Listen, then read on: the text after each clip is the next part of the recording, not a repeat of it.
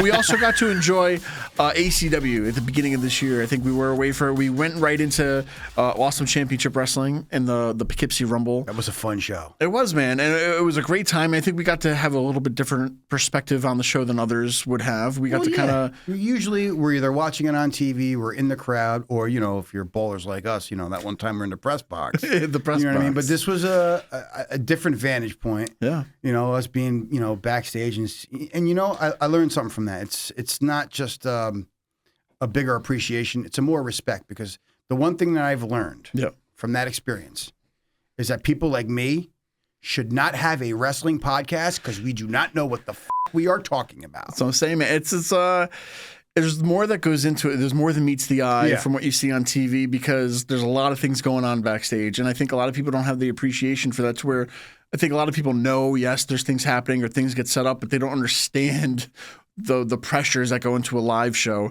And I was talking to you before the show. I was like, if you check this out, also during break, I was watching Saturday Night, it's called. It's on Netflix. It's about the first show of Saturday Night Live. And it's really good because it's like 45 minutes before showtime, 10 minutes before showtime. Yes. It's kind of like that pressure of like, okay, you get to see how the sausage is made, and I'll pause that one too. Yeah. but yeah, I get exactly what you mean. And it's really it's intense, and that's how I felt during that night too, because we did a lot of stuff backstage for ACW, but even just going into the show, there's a lot of things that go on. Yeah. And we're not wrestlers, but like my wrestling ring is like media, right? So that's my ring. But at the same time, there's just as much pressure as it is behind the scenes as it is in front of the scenes. And when you're backstage and you get that luxury of being able to be a part of a promotion and see, the back area. Pause. Well, you could pause that one. I'm done with it. You have more of an appreciation of what it takes to put on these kind of shows. But I mean, wrestling's back here in Poughkeepsie. Awesome Championship Wrestling. The Poughkeepsie Rumble, we loved it. It's on Triller TV Plus, Triller Plus right now.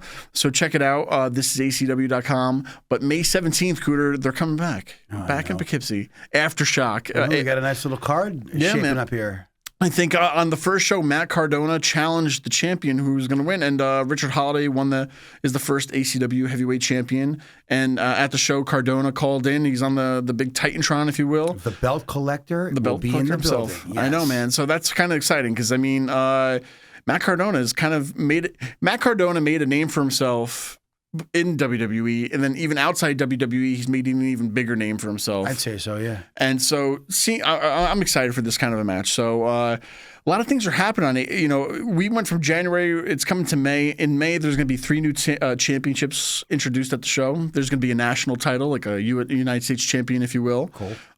New tag team championships. Nice. And a women's championship on top of the ACW championship being on the line that night, too. So they did announce one match, which is the Now. We had Hale Collins and Vic Delicious in the studio.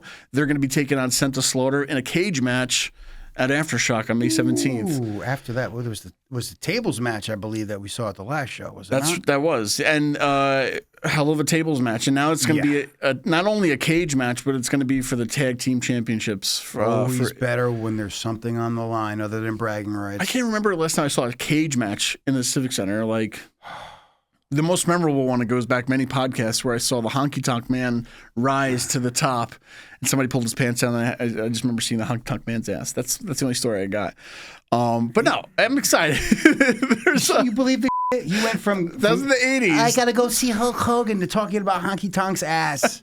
This is a nostalgia trip for everybody listening. We go from the past to the present, back to the past, and into the now, having a cage match at the Civic Center. Wow, well done. Okay, well done. But we're excited. I think like I said, we found so much more appreciation for the business, let alone just Awesome Championship Wrestling, from being there in January.